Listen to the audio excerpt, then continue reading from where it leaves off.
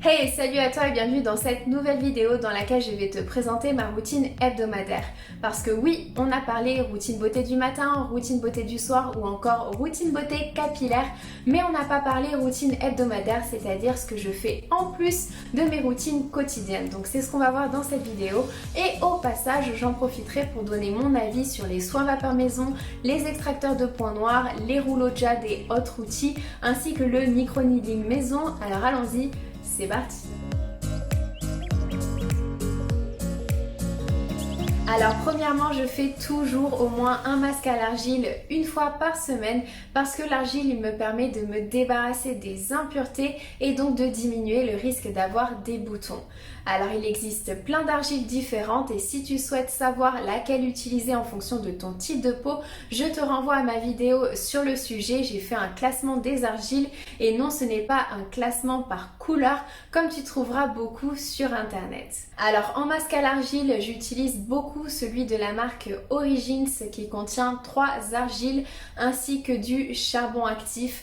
Alors concernant l'utilité du charbon actif en cosmétique, c'est ouvert à débat. J'en ai fait un article sur mon blog que je t'ai mis en description de la vidéo si tu veux en savoir plus sur l'utilité du charbon actif en cosmétique. Mais bon, le masque d'Origins, je le conseille beaucoup plus aux peaux normales, aux peaux mixtes ou encore aux peaux grasses. Sinon, en ce moment, j'utilise beaucoup plus celui de la marque Alpha H qui contient 2 argiles, du kaolin et de la bentonite, ainsi que de l'huile de titri. Donc, il est parfait pour les peaux acnéiques ou pour les peaux qui présentent quelques boutons. Et attention, parce que l'huile de titri dedans, je la trouve assez dosée.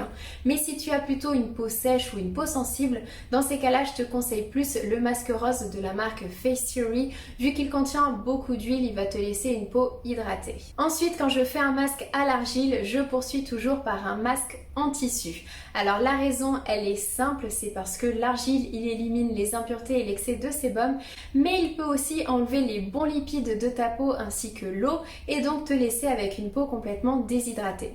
C'est pourquoi je recommande absolument de ne pas laisser sécher entièrement ton masque à l'argile. Mais bon, pour être sûr de garder une peau bien hydratée, moi j'utilise toujours un masque en tissu après mon masque à l'argile. Alors honnêtement, je n'ai rien trouvé de mieux que les masques en tissu pour redonner de l'eau à ma peau, pour la réhydrater complètement. Ils sont simples, ils sont efficaces, ils sont agréables d'utilisation. Bien évidemment, ce que je préfère, ce sont les masques des marques sud-coréennes. C'est pourquoi j'en ai notamment fait ma boutique. Donc j'ai une boutique de masques en tissu. Si ça t'intéresse, je t'ai mis le lien en description dans la vidéo. N'hésite pas, si tu as des questions, je suis tout à toi pour y répondre. Ensuite, je me fais toujours une exfoliation ou un peeling toutes les semaines et demie.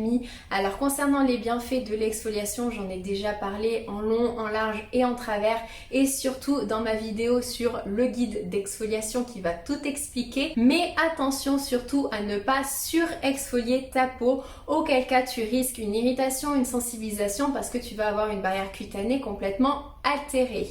Et n'oublie pas que les actifs comme les acides ou les rétinoïdes, ils induisent déjà une exfoliation de la peau si tu en utilises. Donc en ce moment j'utilise bien évidemment le peeling rouge de The Ordinary à 32% en acide. C'est pour moi le meilleur peeling sur le marché. Donc si tu souhaites en savoir plus sur sa composition, si tu souhaites une analyse du produit, je te renvoie à ma vidéo sur le sujet. Par contre, fais bien attention parce qu'il contient quand même un haut pourcentage d'acide. Sinon, j'utilise également le gommage de la marque Wishful. Ce qui est intéressant dans ce produit, c'est qu'il y a 3 exfoliations. Tu as une exfoliation physique avec de la cellulose, une exfoliation chimique avec les acides et une exfoliation enzymatique. Donc il est vraiment intéressant et pareil, je te renvoie à ma vidéo si tu veux une analyse beaucoup plus complète. Par contre, il est quand même un petit peu cher, donc si tu recherches une alternative moins chère, je te conseille celui de la marque Good Molecules qui a exfoliation physique avec de la poudre de riz et exfoliation enzymatique. Et pour ne pas changer, après l'exfoliation de ma peau, je fais toujours un masque en tissu. Eh bien oui, parce que je te dis toujours qu'après une exfoliation ou un peeling, il faut que tu utilises uniquement des sérums apaisants et hydratants. Et ça tombe bien, c'est ce que font les masques en tissu. En même temps, c'est pas pour rien que j'ai créé ma boutique. Et puis petit tuyau supplémentaire, n'hésite pas à les mettre au frigo avant de les utiliser. Après, quand tu vas les appliquer, tu vas avoir un effet froid. c'est trop agréable sur la peau. Voilà pour mes soins hebdomadaires que je fais en plus de mes routines quotidiennes. Alors je voulais profiter également de cette vidéo pour parler de certains points et notamment des soins vapeur et des extracteurs points noirs à la maison. Bon, le premier point c'est que la chaleur, eh bien, elle n'ouvre pas tes pores. Tout simplement parce que tes pores, ce ne sont pas des muscles, donc ils ne s'ouvrent pas à la chaleur et ils ne se contractent pas avec le froid. Par contre, ça ne veut pas dire que les soins vapeur ne sont pas intéressants, puisqu'en fait, ils vont quand même permettre de mieux nettoyer ta peau. En fait, ce qui se passe, c'est qu'il y a certains composés, notamment certaines huiles, qui vont se solidifier à la température de ta peau. Donc, en utilisant des soins vapeur, tu vas augmenter la température, en fait, tu vas les liquéfier et donc elles vont pouvoir partir beaucoup plus facilement. Donc, ça te permet de mieux nettoyer les pores de ta peau. Mais par contre, s'il te plaît, fais bien attention à la température de la vapeur d'eau. Parce que quand on est dans un salon, l'esthéticienne, elle sait ce qu'elle fait, elle connaît ses outils. Quand on est à la maison, soyons honnêtes, on peut vite faire n'importe quoi. Ensuite, concernant les extracteurs points noirs électriques là, qui viennent aspirer ta peau, donc ces nouveaux gadgets maison, eh bien je ne te recommande pas leur utilisation. Et la raison, elle est simple, c'est qu'il y a beaucoup plus de risques que de bénéfices. En fait, si tu aspires ta peau trop fort, eh bien tu risques d'avoir des séquelles qui peuvent ne pas partir.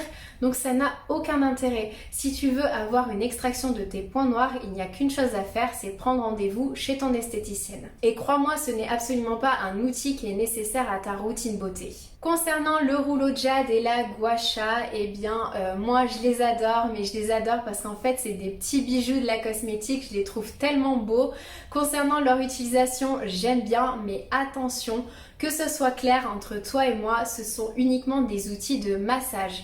C'est-à-dire qu'ils vont faire du bien à ta peau uniquement par l'effet massant. C'est comme si tu te massais le dos, là tu viens masser ton visage. Et en plus, tu peux très bien le faire avec tes doigts. Mais concernant le côté pierre précieuse, donc cette pierre précieuse, elle agit sur les rougeurs de ta peau. Cette pierre précieuse, elle est verte, elle est plus pour les peaux grasses, les points noirs, je sais pas trop. Bref, il n'y a aucune donnée scientifique. Par contre, ça relève beaucoup plus des croyances personnelles de chacun. Et pour finir la vidéo, je voulais revenir sur le nouvel outil à la mode, c'est le micro-needling à la maison. Alors ça, je vais être directe, c'est no way. Jamais tu utilises ça à la maison, s'il te plaît. Alors si tu ne sais pas ce que c'est le micro-needling, c'est un soin qui va utiliser des aiguilles. Donc on va te planter des petites aiguilles dans ta peau. C'est génial, ça a des effets incroyables, mais uniquement quand c'est fait par des professionnels, s'il te plaît. Ce n'est absolument pas un soin qu'on vient réaliser à la maison. Les professionnels qui font du micro-needling, ils ont reçu une formation pour faire ça. Alors bien évidemment, les micro-needling qui sont vendus pour la maison, les aiguilles elles sont plus petites et du coup elles vont moins profondément dans la peau, mais quand même tu risques d'avoir des cicatrices et de l'hyperpigmentation, donc ça ne vaut clairement pas le coup. Voilà, c'est tout pour cette vidéo, alors j'espère qu'elle t'a plu. N'oublie pas que les masques, que ce soit masque à l'argile ou masque en tissu, ce ne sont pas des produits indispensables. Ce qui est essentiel, c'est que tu aies une routine beauté matin et une routine beauté soir. Le reste, c'est vraiment des petits plus. Alors moi, je vois vraiment la différence en utilisant les masques à l'argile, les masques en tissu ou encore le peeling de The Ordinary, mais c'est vraiment mon avis. En plus, ils me permettent d'avoir un bien-être psychologique. C'est-à-dire que quand je les utilise, c'est mon moment bien-être à moi, mon petit moment agréable et du coup ça me fait du bien aussi à l'intérieur. Voilà, j'espère que cette vidéo elle t'a plu. N'oublie pas de mettre un j'aime si c'est le cas et de t'abonner à ma chaîne si tu n'es pas encore abonné. Je te fais de gros bisous, je te dis à bientôt, ciao.